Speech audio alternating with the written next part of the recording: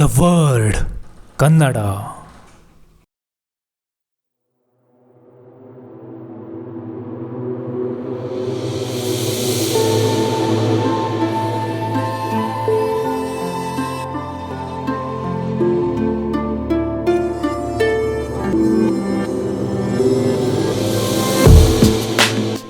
ಅವನು ಮನು.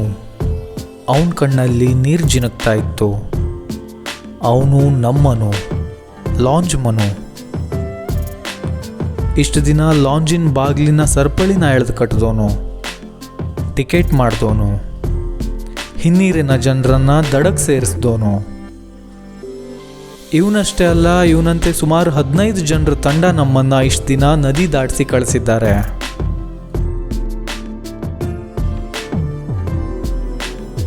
ಇಷ್ಟು ದಿನ ಬಾರ್ಜ್ ಮೇಲೆ ಸಾಗರಕ್ಕೆ ಹೋಗಿ ಬರ್ತಿದ್ದವನು ಈಗ 3-4 ದಿನದಿಂದ ಸೇತುವೆ ಮೇಲೆ ಹೋಗ್ತಾ ಇದ್ದೀನಿ.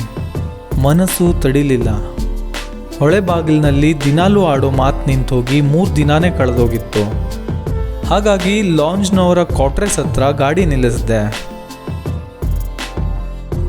ಅಶೋಕ ಓಡೋಡ್ ಬಂದ. ಆದರೆ ಅಲ್ಲೇ ಇದ್ದ ಮನು ಹತ್ರ ಬಂದು ಮೌನವಾದ. ಏನೋ ಮನು ಅಂತ ನಗು ಮುಖದಲ್ಲೇ ಕೇಳಿದೆ. ಏನೂ ಇಲ್ಲ ಅಣ್ಣ ಅಂತ ಹೇಳುವಾಗಲೇ ಅವನ ಕಣ್ಣಾಲಿ ಒಳಗೆ ನೀರು ಚಿಮುಕ್ತಿತ್ತು. ಕೆಲಸ ಇಲ್ಲ ಅಣ್ಣ, ಬೇಜಾರು ಅಂತ ಅತ್ತೆ ಬಿಟ್ಟ. ನನಗೂ ದುಃಖ ತಡಿಲಾಗಲಿಲ್ಲ. ಮಾತು ನಿಂತೋಯ್ತು, ನಾಲ್ಗೆ ಹೊರಳಲಿಲ್ಲ. ಕಣ್ಣೀರ ಹನಿ ಬಿಳಿ ಅಂಗಿ ಒಳಗೆಲ್ಲ ಬಸ್ದು ಹೋಯ್ತು. ಹಿಂತಿರುಗಿ ನೋಡಿದ್ರೆ ದಿನಾನೂ ಕಾಲೇಜಿಗೆ ಓಡಾಡೋ ಮಗಳ ಕಣ್ಣಲ್ಲೂ ನೀರು ತುಂಬಿತ್ತು. ಜೊತೆಗಿದ್ದ ಎಲ್ಲರ ಹೃದಯನೂ ಕಂಪಿಸ್ತಿತ್ತು. ಕಬ್ಬಿಣದ ಲಾಂಜಿಗೂ ಮಾತು ಬರುತ್ತೆ ಅಂತ ನನಗೆ ಗೊತ್ತಾಗಿದ್ದೆ ಆವಾಗ. ಸೇತುವೆ ಮೇಲಿಂದ ಬಗ್ಗಿ ನೋಡಿದ್ರೆ 3 ಲಾಂಜ್ಗಳು ಗೊಣಗುಡುತ್ತಿದ್ವು. 60 ವರ್ಷ ದೋಣಿಯಾಗಿ, ಜಂಗಲ್ ಬೋಟ್ ಆಗಿ, ಲಾಂಜ್ ಆಗಿ ನಿಮ್ಮನ್ನು ಸಲಹಿದ್ದೇವೆ. ನಮ್ಮಿಂದ ತಪ್ಪಾಗಿದ್ದರೆ ಕ್ಷಮಿಸಿಬಿಡಿ. ನನ್ನನ್ನು ಓಡಿಸುವ, ನನ್ನ ಮಡಿಲಲ್ಲಿ ಕೆಲಸ ಮಾಡುವ ಮಕ್ಕಳು ತಪ್ಪು ಮಾಡಿದ್ರೂ ಕ್ಷಮೆ ಇರಲಿ. ಆದರೆ ಒಂದೇ ಬೇಜಾರು, ನನ್ನ ಮಕ್ಕಳಿಗೆ ಈಗ ಕೆಲಸ ಇಲ್ಲ. ಬಹಳ ಸ್ವರ್ಗ ಹೋಗಿದ್ದಾರೆ. ಅವರಿಗೆ ಏನಾದರೂ ಒಂದು ಕೆಲಸ ಕೊಡಿ. ಇಷ್ಟು ವರ್ಷ ದುಡಿದ ನನ್ನನ್ನು ನೀರಿನಲ್ಲೇ ಬಿಸಾಕಬೇಡಿ. ನನಗೂ ಹೃದಯ ಇದೆ, ಮನಸ್ಸಿದೆ. ತಾಯಿಯಾಗಿ ನನ್ನ ಕೋರಿಕೆ ಇಷ್ಟೇ, ನನ್ನ ಮಕ್ಕಳನ್ನು ಮಾತ್ರ ಕೈ ಬಿಡಬೇಡಿ. ಇಂತಿ ನಿಮ್ಮ ಲಾಂಚ್ಗಳು ಎಂಬ ಅಕ್ಷರಗಳು ನನ್ನ ಮನಸ್ಸಿನೊಳಗೆಲ್ಲೋ ಕಾಣಿಸುತ್ತಿದ್ದವು. ಆದರೆ ಹುಡುಕಿದರೆ ಸಿಗಲಿಲ್ಲ. ಆ ಲಾಂಜ್ಗಳ ರೋದನ ನನ್ನನ್ನು ಉಮ್ಮಳಿಸುತ್ತಿತ್ತು. ನಾವು ಈ ಊರಿನವರು ಅಂತ ಲಾಂಜಿನೊಳಗೆ ಮೆರೆದಾಡುತ್ತಿದ್ದೆವು. ಲೋಕಲ್ ಕಣೋ ಅಂತ ಎಲ್ರಿಗೂ ಹೆದರಿಸಿ ಸೀದಾ ಬಂದು ಗಾಡಿನ ನುಗ್ಗಿಸ್ತಿದ್ವು. ಲಾಂಜಿನವ್ರ ಹತ್ರನೂ ಬಹಳಷ್ಟು ಸಲ ಜಗಳ ವಾದ ಮಾಡಿದ್ದೇವೆ. ಪ್ರವಾಸಿಗರ ಜೊತೆ ಅಂತೂ ಜಗಳ ಮಾಮೂಲಿಯಾಗಿತ್ತು. ಆದರೆ ಅಷ್ಟೇ ಪ್ರೀತಿ ಇತ್ತು, ವಿಶ್ವಾಸ ಇತ್ತು, ಮಾತುಕತೆ ಇತ್ತು. ಸಂಬಂಧಗಳನ್ನು ಬೆಸೆಯುವ ಕೊಂಡಿ ಲಾಂಜ್ಗಳಾಗಿದ್ದವು. ಈಗ ಎಲ್ಲವೂ ಪರದೆಯ ಆಚೆಗೆ ಸರಿದು ನಿಂತಿವೆ. ಸೇತುವೆಯ ಪೌರುಷ ನಮ್ಮದಾಗಿದೆ. ಲಾಸ್ಟ್ನಲ್ಲಿ ಮನು ಹೇಳಿದ್ದಿಷ್ಟು, ಅಣ್ಣ ಏನಾದರೂ ಮಾಡಿ ನಮಗೊಂದು ಕೆಲಸ ಕೊಡಿಸಿ. ನೀವು GT ಸತ್ಯಣ್ಣ ನಮ್ಮನ್ನು ಕೈ ಬಿಡಬೇಡಿ, ಬಹಳ ಕಷ್ಟ ಆಗುತ್ತೆ ಅಣ್ಣ ಎಂಬ ಅವನ ಮಾತಿನಲ್ಲೇ ಹತಾಶೆ ಆವರಿಸಿತ್ತು. ಸಾಗರದ ಮಾನ್ಯ ಶಾಸಕರಲ್ಲಿ ಹಿನ್ನೀರಿನ ಜನತೆಯ ಪರವಾಗಿ ಒಂದು ವಿನಂತಿ ಇದೆ. ದಯಮಾಡಿ ಇವರನ್ನು ಕೆಲಸದಿಂದ ತೆಗೆಯದಂತೆ ನೋಡಿಕೊಳ್ಳಿ. ಜಲಾನಯನ ಇಲಾಖೆಯ ಬೇರೆ ಕಡೆಯಲ್ಲಿ ಇವರಿಗೆ ಕೆಲಸ ಕೊಡಿ. ಮುಪ್ಪಾನೆ ಹಾಗೂ ಇನ್ನಿತರೆ ಜಾಗಗಳಿಗೆ ಹೆಚ್ಚುವರಿ ಲಾಂಚ್ ಸೇವೆ ಒದಗಿಸಲು ಸಾಧ್ಯವಾ ಯೋಚನೆ ಮಾಡಿ ಸರ್. ಇಷ್ಟು ವರ್ಷ ನಮ್ಮನ್ನು ಸಲಹಿದ ಜೀವಗಳು ಬೀದಿಗೆ ಬರುವುದು ಬೇಡ ಎಂಬ ಹಂಬಲ ನಮ್ಮದು. ಎಲ್ಲರೂ ಇವರ ಕಷ್ಟಗಳಲ್ಲಿ ಒಂದಾಗೋಣ ಎಂಬ ವಿಶ್ವಾಸದೊಂದಿಗೆ ಮಾತು ಮುಗಿಸುತ್ತಿದ್ದೇನೆ. ಇಂತಿ ಹಿನ್ನೀರ ಜನತೆಯ ಪರವಾಗಿ ಪರಮೇಶ್ವರ್ ಕರೂರ್. ವೀಕ್ಷಕರೇ ನಮಸ್ಕಾರ. ದ ವರ್ಡ್ ಕನ್ನಡ ಯೂಟ್ಯೂಬ್ ಚಾನೆಲ್ಗೆ ಸುಸ್ವಾಗತ. ನಾನು ಧೀರಜ್ ಕುಮಾರ್ ಶಿರ್ಸೆ. ವೀಕ್ಷಕರೇ, ಇಷ್ಟೊತ್ತು ನಾನು ನಿಮಗೆ ಫೇಸ್ಬುಕ್ಕಲ್ಲಿ ಪರಮೇಶ್ವರ್ ಕರೂರ್ ಅವರು ಬರೆದಂತಹ ಒಂದು ಲೇಖನನ ಪ್ರಸ್ತುತಪಡಿಸಿದ್ದೇನೆ. ಈ ಲೇಖನದಿಂದ ನಮಗೆ ಅರ್ಥ ಆಗಿರೋ ವಿಷಯ ಏನಂದರೆ, ಸೇತುವೆ ಆದಮೇಲೆ ಲಾಂಜ್ ಹಾಗೂ ಅದರ ಸುತ್ತಮುತ್ತಲೂ ಇರುವಂತಹ ಕೆಲಸ ಮಾಡ್ತಿದ್ದಂತಹ ಜನರಿಗೆ ಕೆಲಸ ಇಲ್ಲದಾಗಿದೆ. ಅವರ ಜೀವನೋಪಾಯಕ್ಕಾಗಿ ದಾರಿ ಬೇಕಾಗಿದೆ. ಅಲ್ಲಿನ ಜನಪ್ರತಿನಿಧಿಗಳು ಈ ಕಡೆ ಸ್ವಲ್ಪ ಗಮನ ಕೊಟ್ಟು ಅವರಿಗೆ ಸಹಾಯ ಮಾಡಬೇಕಾಗಿ ಈ ಮುಖಾಂತರ ವಿನಂತಿ ಮಾಡಿಕೊಳ್ತಾ ಇದ್ದೀವಿ. ಇನ್ನು ವೀಕ್ಷಕರೇ, ನಿಮ್ಮಲ್ಲಿ ಯಾರ್ಯಾರು ಶಿರ್ಸಿ ಸಾಗರ ಕಡೆಯಿಂದ ಸಿಗಂದೂರಿಗೆ ಭೇಟಿ ನೀಡಿದರೆ ನಿಮಗೆಲ್ಲ ಈ ಫೆರ್ರಿ, ಲಾಂಜ್, ಬಾರ್ಜ್ ಅಥವಾ ರಾ ಬೋಟ್ ಬಗ್ಗೆ ಗೊತ್ತೇ ಇರುತ್ತೆ. ಆದರೆ ಸಿಗಂದೂರಿನ ಫೆರ್ರಿ ಇನ್ನೂ ನೆನಪು ಮಾತ್ರ. ಇವತ್ತು ನಾನು ನಿಮಗೆ ಈ ಸಾಗರದ ಪುಟ್ಟ ಹಡಗಿನ ಕಥೆನ ಹೇಳೋಕ್ಕೆ ಹೊರಟಿದ್ದೇನೆ. ಸ್ನೇಹಿತರೆ, ಬನ್ನಿ ಮತ್ಯಾಕೆ ತಡ, ಇವತ್ತಿನ ಈ ಒಂದು ದೋಣಿಯ ಕಥೆನ ಶುರು ಮಾಡೋಣ. ನೀವಿನ್ನೂ ನಮ್ಮ ಚಾನಲ್ನ ಸಬ್ಸ್ಕ್ರೈಬ್ ಮಾಡಿಲ್ಲ ಆದರೆ ಈಗಲೇ ಸಬ್ಸ್ಕ್ರೈಬ್ ಮಾಡಿ, ಬೆಲ್ ಬಟನ್ನ ಒತ್ತಿ. ಸಿಗಂದೂರು ಕರ್ನಾಟಕದ ಶಿವಮೊಗ್ಗ ಜಿಲ್ಲೆಯ ಸಾಗರ ತಾಲೂಕಿನ ಒಂದು ಪುಟ್ಟ ಹಳ್ಳಿ. ಸುತ್ತ 3 ದಿಕ್ಕುಗಳಲ್ಲಿ ಶರಾವತಿ ನದಿಯ ಲಿಂಗನಮಕ್ಕಿ ಡ್ಯಾಮ್ನ ಹಿನ್ನೀರಿನ ಅಂದರೆ ಬ್ಯಾಕ್ ವಾಟರ್ ಆವರಿಸಿರುವ ಪ್ರದೇಶ. ಈ ಪ್ರದೇಶವು ಸಿಗಂದೂರು ಚೌಡೇಶ್ವರಿ ದೇವಸ್ಥಾನಕ್ಕೆ ಪ್ರಸಿದ್ಧಿ ಪಡೆದಿದೆ. ನಿತ್ಯ ಈ ದೇವಸ್ಥಾನಕ್ಕೆ ಸಾವಿರಾರು ಭಕ್ತರು ಆಗಮಿಸುತ್ತಾರೆ. ಪಶ್ಚಿಮ ಘಟ್ಟದ ಮೇಲಿನ ಪ್ರದೇಶದ ಜನರು ಸಿಗಂದೂರಿಗೆ ಹೋಗಲು ಈ ಶರಾವತಿ ನದಿಯನ್ನು ದಾಟಿ ಹೋಗಬೇಕು. ಇದಕ್ಕಾಗಿ ಜನರಿಗಿದ್ದ ಏಕೈಕ ಮಾರ್ಗ ಈ ಫೆರ್ರಿ ಸವಾರಿ. ಹಲವು ದಶಕಗಳಿಂದ ಸಣ್ಣ ಹಡಗುಗಳ ಸೇವೆ ಇಲ್ಲಿ ನಡೆದು ಬಂದಿದೆ. ಜನರನ್ನು ಸಾಗಿಸಲು, ವಾಹನಗಳನ್ನು ಸಾಗಿಸಲು, ಸರಕು ಸಾಮಗ್ರಿ, ದೊಡ್ಡ ದೊಡ್ಡ ಬಸ್ಸು, ಲಾರಿಗಳನ್ನು ಒಂದು ದಡದಿಂದ ಇನ್ನೊಂದು ದಡಕ್ಕೆ ತಲುಪಿಸಲು ಈ ಲಾಂಜ್ಗಳು ಜನರ ಜೀವನಾಡಿಯಾಗಿದೆ. ಸುಮಾರು 20 ನಿಮಿಷಗಳ ನೌಕಾ ಪ್ರಯಾಣ ಬೇರೆಯದೇ ಅನುಭವವನ್ನು ನೀಡುತ್ತದೆ. ಬೋಟ್ನಲ್ಲಿ ಪ್ರಯಾಣ ಮಾಡುವಾಗ ಸುತ್ತಲೂ ಕಾಣುವ ಬೋಳು ಗುಡ್ಡಗಳು, 100 ವರ್ಷದಿಂದ ನಿಂತಲ್ಲೇ ನಿಂತಿರುವ ಒಣಗಿದ ಮರಗಳು, ಅದರ ಮೇಲೆ ಕುಳಿತಿರುವ ಪಕ್ಷಿಗಳು ಯಾವುದೋ ಚಲನಚಿತ್ರ ನೋಡುತ್ತಿರುವ ಅನುಭವವನ್ನು ಕೊಡುತ್ತದೆ. ಆದರೆ ಇನ್ನು ಮುಂದೆ ಈ ಅನುಭವಗಳೆಲ್ಲವೂ ಕೇವಲ ನೆನಪು ಮಾತ್ರ. ಯಾಕೆ ಅಂತೀರಾ? ಯಾಕಂದರೆ ಸಿಗಂದೂರು ಬ್ರಿಡ್ಜ್ ಕನ್ಸ್ಟ್ರಕ್ಷನ್ ಕಂಪ್ಲೀಟ್ ಆಗಿ ಜನಸಂಚಾರಕ್ಕೆ ಮುಕ್ತವಾಗಿ ತೆರೆದುಕೊಂಡಾಗಿದೆ. ನಮ್ಮ ಹೆಸರು ಭರತ್ ಅಂತ ಹೇಳಿ, ಶಿಕಾರಿಪುರ ತಾಲೂಕು ಹರಗೋಳಿ ಗ್ರಾಮ ಅಂತೇಳಿ ಅಂದು. ಇದು ಬ್ರಿಡ್ಜ್ ಆಗಿದ್ದು ಒಳ್ಳೆಯದು ಅಂತಲ್ಲ, ಆದರೂ ಲಾಂಚ್ನೇ ಹೋಗೋ ತಿರಲು ಸಿಗಲ್ಲ. ಆದಷ್ಟು ಲಾಂಚ್ನೇ ಹೋಗೋಷ್ಟು ಪ್ರಯತ್ನ ಮಾಡಿ ಅಂತ ನಾವು ಹೇಳೋಕ್ಕೆ ಇಷ್ಟಪಡ್ತೀವಿ. ನಾವು ವರ್ಷ 2 ಟೈಮ್ ಮಾಡ್ತೀವಿ. ಬ್ರಿಡ್ಜ್ ಆಗೋದ್ರಿಂದ ಏನು ಕಡಿಕೇನಿಲ್ಲ, ಅದು ಒಳ್ಳೆಯದೇ. ಅದು ಮಾಡಿದ್ರಲ್ಲ ಭಾಳ ಖುಷಿನೇ ಅದು. ಆದರೂ ಲಾಂಚಲ್ಲಿ ಈ ಥರ ತಿರುಗಿ ಸಿಗಲ್ಲ. ಲಾಂಚ್ ಮತ್ತು ನಿಲ್ಸಕ್ಕೆ ಹೋಗಬೇಡಿ, ದಯಮಾಡಿ ಲಾಂಚ್ ಬಿಡಿ. ಖುಷಿಯಿಂದ ಬಂದೇ ಬರ್ತಾರೆ ಜನ. ಅದರಲ್ಲಾರ 1 ನಿಮಿಷ ತಡಾದ್ ಬಿಡ್ತೀವಿ, ಈ ತಿರುಳು ಸಿಗಲ್ಲ. ಇದಕ್ಕೋಸ್ಕರನೇ ಜನ ಇಷ್ಟಪಡೋದು. ನೀವು ಇನ್ಮುಂದೆ ಘಟ್ಟದ ಮೇಲಿಂದ ಸಿಗಂದೂರಿಗೆ ಹೋಗೋದಾದರೆ ಆರಾಮಾಗಿ ಈ ಸೇತುವೆಯ ಮೂಲಕ 5 ನಿಮಿಷದಲ್ಲಿ ನದಿನ ದಾಟ್ಬೋದು. ನದಿಯ ದಡದಲ್ಲಿ ಆಗ್ತಿದ್ದಂತಹ ಸಂಚಾರ ದಟ್ಟಣೆ ಕೂಡ ಇರೋದಿಲ್ಲ. ನೀವು ಫಾಸ್ಟಾಗಿ ಹೋಗಿ ದೇವರ ದರ್ಶನ ಮಾಡಿ ಫಾಸ್ಟಾಗಿ ರಿಟರ್ನ್ ಆಗ್ಬೋದು. ಇಷ್ಟು ವರ್ಷಗಳ ಕಾಲ ನೀವೇನಾದರೂ ಕಾರ್ ತೊಗೊಂಡು ಸಿಗಂದೂರು ದೇವಸ್ಥಾನಕ್ಕೆ ಹೋಗಬೇಕಾದ್ರೆ ನದಿ ದಡದಲ್ಲಿ 3-4 ತಾಸು ವೇಟ್ ಮಾಡಿ ನಿಮ್ಮ ಸರದಿ ಬಂದಾಗ ನಿಮ್ಮ ಗಾಡಿನ ನೌಕೆಯಲ್ಲಿ ಇಳಿಸಿ ಪ್ರಯಾಣ ಮಾಡಬೇಕಿತ್ತು. ನೀವು ಬೇಕಾದರೆ ಕಾರನ್ನು ದಡದಲ್ಲೇ ಪಾರ್ಕ್ ಮಾಡಿ 3-4 ತಾಸು ವೇಟ್ ಮಾಡೋದನ್ನು ತಪ್ಪಿಸಿ ನೀವಷ್ಟೇ ದೋಣಿಲಿ ಪ್ರಯಾಣ ಮಾಡ್ಬೋದಿತ್ತು. ದೋಣಿಯಿಂದ ಇಳಿದ ತಕ್ಷಣ ದೇವಸ್ಥಾನಕ್ಕೆ ಹೋಗೋಕೆ ಜೀಪ್, ಟೆಂಪೋ ಕೂಡ ಸಿಗ್ತಿತ್ತು. ಇನ್ನು ಸಾಮಾನ್ಯವಾಗಿ ಈ ದೇವಸ್ಥಾನ ಜನರಿಂದ ತುಂಬಿರುತ್ತೆ. ಹಾಗಾಗಿ ವೀಕೆಂಡ್ಗಳಲ್ಲೇ ಹೋಗೋದನ್ನು ದಯವಿಟ್ಟು ತಪ್ಪಿಸಿದ್ರೆ ಒಳ್ಳೆಯದು. ಇನ್ನು ಶರಾವತಿ ಹಿನ್ನೀರಿನ ನಿವಾಸಿಗಳ ದಶಕಗಳ ಕನಸು ಕೊನೆಗೂ ನನಸಾಗಿದೆ. ಶಿವಮೊಗ್ಗದ ಸಿಗಂದೂರು ಸೇತುವೆ ಲೋಕಾರ್ಪಣೆ ಮಾಡಲಾಗಿದೆ. ಮಲೆನಾಡಿನ ಹೆಬ್ಬಾಗಿಲಾಗಿರುವ ಶಿವಮೊಗ್ಗದ ಒಂದು ಇತಿಹಾಸದ ಪುಟಗಳಲ್ಲಿ ಸೇರಲು ಸಜ್ಜಾಗಿರುವ ಸೇತುವೆ ಸಿಗಂದೂರು ಸೇತುವೆ. ಕೇಂದ್ರ ಮಂತ್ರಿ ನಿತಿನ್ ಗಡ್ಕರಿ ಅವರು ಶಿವಮೊಗ್ಗದ ಸಿಗಂದೂರು ಚೌಡೇಶ್ವರಿ ಸೇತುವೆಯನ್ನು ಜುಲೈ 14ರಂದು ಉದ್ಘಾಟನೆ ಮಾಡಿದ್ದಾರೆ. ಇನ್ನು ಈ ಸೇತುವೆಯ ನಿರ್ಮಾಣಕ್ಕೆ ಸುಮಾರು 450 ಕೋಟಿಯನ್ನು ವೆಚ್ಚ ಮಾಡಲಾಗಿದೆ. ಗೌರ್ಮೆಂಟ್ ರೆಕಾರ್ಡ್ಸ್ಗಳಲ್ಲಿ ಈ ಬ್ರಿಡ್ಜ್ಗೆ ಹೊಳೆಬಾಗಿಲು ಕಳಸವಳ್ಳಿ ಸೇತುವೆ ಅಂತ ಇದ್ದು, ಸುತ್ತಲಿನ ಜನ ಹಾಗೂ ಹಲವಾರು ಭಕ್ತರು ಸಿಗಂದೂರು ಚೌಡೇಶ್ವರಿ ದೇವಸ್ಥಾನವನ್ನು ನೋಡಲು ಬರಲು ಈ ಸೇತುವೆಯನ್ನು ಬಳಸುವುದರಿಂದ ಈ ಸೇತುವೆಗೆ ಸಿಗಂದೂರು ಚೌಡೇಶ್ವರಿ ಸೇತುವೆ ಎಂದು ಹೆಸರಿಡುವಂತೆ ಬಿಜೆಪಿ ರಾಜ್ಯಾಧ್ಯಕ್ಷ BY ರಾಘವೇಂದ್ರ ರಾಜ್ಯ ಸರ್ಕಾರಕ್ಕೆ ಮನವಿ ಸಲ್ಲಿಸಿದ್ದಾರೆ. ಈ ಸೇತುವೆ ಸಾಗರದ ಅಂಬರ್ಗೋಡ್ಲು ಹಾಗೂ ಕಳಸವಳ್ಳಿ ಪ್ರದೇಶಗಳ ನಡುವೆ ನಿರ್ಮಾಣಗೊಂಡಿದ್ದು ಇದು ದೇಶದ ಎರಡನೇ ಅತಿ ದೊಡ್ಡ ಸೇತುವೆಯಾಗಿದ್ದು ಸುಮಾರು 2.5 ಕಿಲೋಮೀಟರ್ನಷ್ಟು ಉದ್ದವಾಗಿದೆ. ಈ ಮುಳುಗಡೆ ಸಂತ್ರಸ್ತವಾಗಿರುವಂತಹ ಕರೂರು ಮಾರಂಗಿ ಹೋಬಳಿ ಅಂತ ಕರೆಸಿಕೊಳ್ಳುವ ಶರಾವತಿ ಎಡದಂಡೆಗೆ ಸೇತುವೆ ಆಗಿರೋದು ಇಲ್ಲಿನ ಜನಕ್ಕೆ ಬಿಡುಗಡೆಯ ಭಾಗ್ಯ ಕೊಟ್ಟಂತಾಗಿದೆ. ಈ ಸೇತುವೆಯಿಂದಾಗಿ ಜನರ ಸಮಯ ಉಳಿಯಬಹುದು, ಬೇಗ ಬೇಗ ಹೋಗಿ ಬರಬಹುದು, ಮಕ್ಕಳು ಸ್ಕೂಲ್ಗೆ ಹೋಗಲು ಕೂಡ ನೆರವಾಗಬಹುದು. ಸಾಗರ ಶಿರ್ಸಿ ಶಿವಮೊಗ್ಗಕ್ಕೆ ಸಂಪರ್ಕವು ಸುಲಭವಾಗುತ್ತದೆ. ಈ ಭಾಗದ ಅಭಿವೃದ್ಧಿ ಹೊಂದಲು ಶುರುವಾಗುತ್ತದೆ. ಜೋಗದಿಂದ ಪ್ರಪಂಚಕ್ಕೆ ಬೆಳಕು ಕೊಡಲು ಹೋಗಿ ಸಿಗಂದೂರಿನ ಜನ ದೀಪದ ಬುಡದಲ್ಲಿ ಕತ್ತಲೆಯಲ್ಲಿ ಬದುಕಿದ್ದಾರೆ. ಇಷ್ಟು ದಿನ ಕೇವಲ ದೋಣಿಯ ಅವಲಂಬನೆಯಲ್ಲೇ ಜೀವನ ಕಳೆದ ಈ ದ್ವೀಪದ ಜನರ ಬದುಕೀಗ ಬೆಳಕಾಗಿದೆ.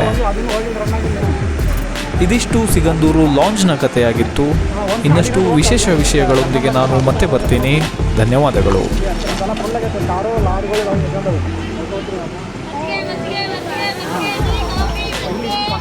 ನಮ್ಮ ಎದುರುಗಡೆ ಒಂದೈತೆ ಅದು ಅದೇ ಥರ ಲಾಂಚ್ ಅದು ಮೂವ್ ಆಗ್ತಾಯಿಲ್ಲ